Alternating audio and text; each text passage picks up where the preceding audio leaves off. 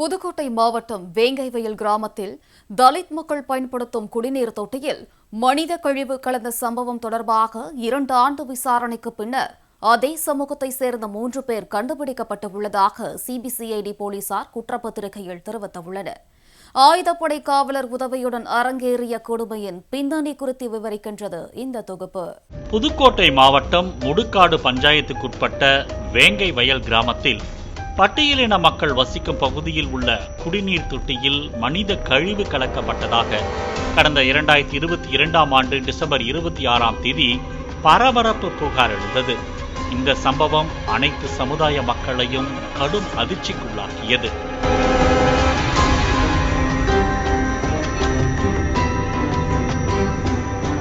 அந்த குடிநீர் தொட்டியை ஆய்வு செய்து அதில் மனித கழிவு கலக்கப்பட்டதை உறுதி செய்த நிலையில் இந்த சம்பவம் தொடர்பாக சிபிசிஐடி காவல்துறையினர் விசாரணையை முன்னெடுத்தனர். விசாரணையில் ஒருவர் கூட கைது செய்யப்படவில்லை என்று விடுதலை சிறுத்தைகள் தொடங்கி தமிழக வெற்றிக் கழகம் வரை பல்வேறு கட்சியினர் கடுமையாக விமர்சித்து வந்தனர். வேங்கைவயல் கிராமத்தில் குடிநீரில் மனித கழிவை கலந்திட்ட சாதி வெறியர்களை கைது செய். ஆரம்பத்தில் இது சாதி ரீதியாக நடத்தப்பட்ட மிகப்பெரிய வன்கொடுமை என்று குற்றம் சாட்டிய இயக்குனர் ப. ரஞ்சித் பாதிக்கப்பட்டவர்கள் மீதே குற்றம் சாட்டப்படுவதாக கூறி சிபிசிஐடி போலீசாரை கண்டித்து கருத்து பதிவிட்டார். யாரெல்லாம் ஆரம்பத்தில் ஆவேசமாக பேசினார்களோ அவர்கள் எல்லாம் ஒரு கட்டத்தில் வேங்கைவயல் சம்பவம் குறித்து மௌனம் காக்க தொடங்கினர். வழக்கு விசாரணை இழுத்துக் கொண்டே சென்றது. 2 வருட காத்திருப்புக்கு பின்னரும் வேங்கைவயல் சம்பவத்தில் அறிக்கையை தாக்கல் செய்ய கால அவகாசம் கேட்டு வியாழக்கிழமை மனு தாக்கல் செய்தனர் சிபிசிஐடி போலீசார்.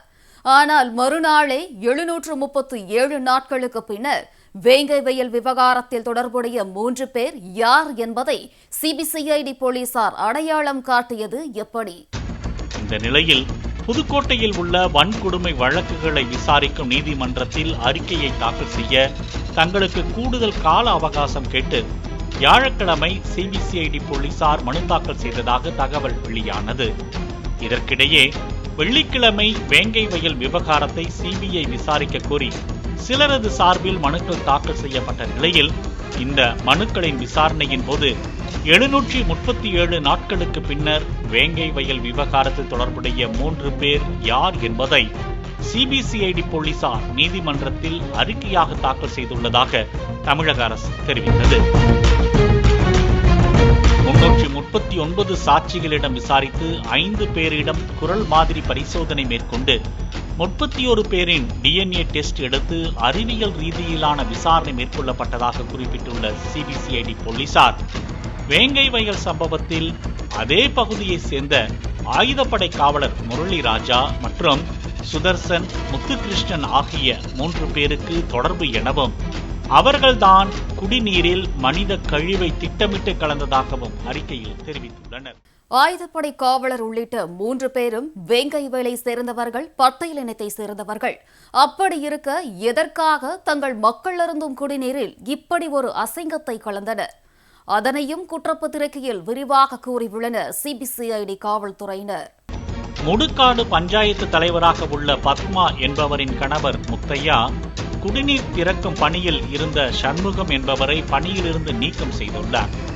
இதனால் முத்தையாவை பழிவாங்கும் நோக்கத்திலும் சாதி பிரச்சனையை உருவாக்க வேண்டும் என்றும் சதித்திட்டம் தீட்டி குடிநீர் தொட்டியில் இருந்து துர்நாற்றம் வருகிறது என்று முதலில் காவலர் முரளி ராஜா பொய்யான தகவலை ஊருக்குள் பரப்பியுள்ளார். இதனை உண்மையாக்குவதற்காக சம்பவத்தின்றி சுதர்சனும் முத்துகிருஷ்ணனும் சேர்ந்து மனித கழிவை எடுத்துச் சென்று மேல்நிலை தண்ணீர் தொட்டியில் ஏறி குடிநீரில் கலந்ததாக சிபிசிஐடி போலீசார் குற்றப்பத்திரிகையில் தெரிவித்துள்ளனர். நேற்று வரை குற்றவாளிகளை கண்டுபிடிக்க கால அவகாசம் கேட்கப்பட்ட நிலையில் சிபிஐ வசம் விசாரணை சென்றுவிடக் கூடாது என்பதற்காக விசாரணை அறிக்கையை தற்போது தாக்கல் செய்திருப்பதாக கூறப்படுகிறது.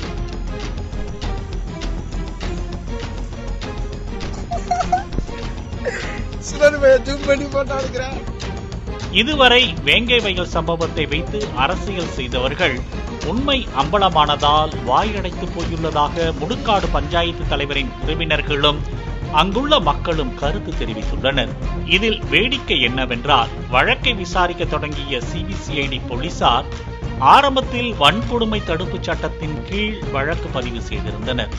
ஆனால் இந்த வழக்கில் குற்றம் சாட்டப்பட்ட 3 பேரும் பட்டியல் இனத்தை சேர்ந்தவர்கள் என்பதால் வன்கொடுமை வழக்கு நீக்கப்பட்டுள்ளது. சிபிசிஐடி குற்றப்பத்திரிகையை ஏற்க மறுத்துள்ள விடுதலை சிறுத்தைகள் தலைவர் திருமாவளவன் இந்த வழக்கை சிபிஐ விசாரிக்க வேண்டும் என்று போர்க்குடி தூக்கியிருந்தார். இந்த நிலையில் குற்றப்பத்திரிகையில் குறிப்பிடப்பட்டுள்ள முரளி ராஜா, சுதர்சன், முத்துகிருஷ்ணன் ஆகியோரின் செல்போன்களில் இருந்து அழிக்கப்பட்ட பல்வேறு ஆடியோ வீடியோ ஆதாரங்கள் கைப்பற்றப்பட்டதாக அறிவித்துள்ளனர்.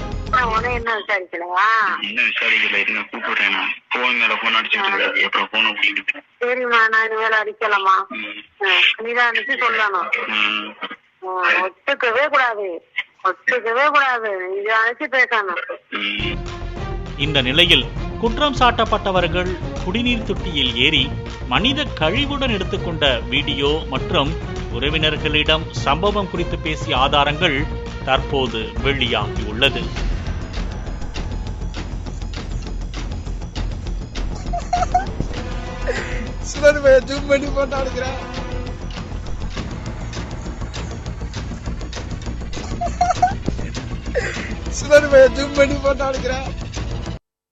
குற்றவாளிகள் எப்படிதான் சாமர்த்தியமாக குற்றம் செய்துவிட்டு மறைக்க எண்ணி சாதிய மற்றும் அரசியல் போர்வைக்குள் ஒளிந்து கொள்ளலாம். ஆனால் தடைகளற்ற புலன் விசாரணையும் சமரசமற்ற போலீசாரின் மதிநுட்பம் மிகுந்த துப்பு துளக்கும் திறமையும் குற்றவாளிகளை அடையாளம் காட்டிவிடும். தற்போது இந்த 3 பேரும் போலீசாரின் விசாரணை வளையத்தில் உள்ளனர். குற்றம் கேடு தரும்.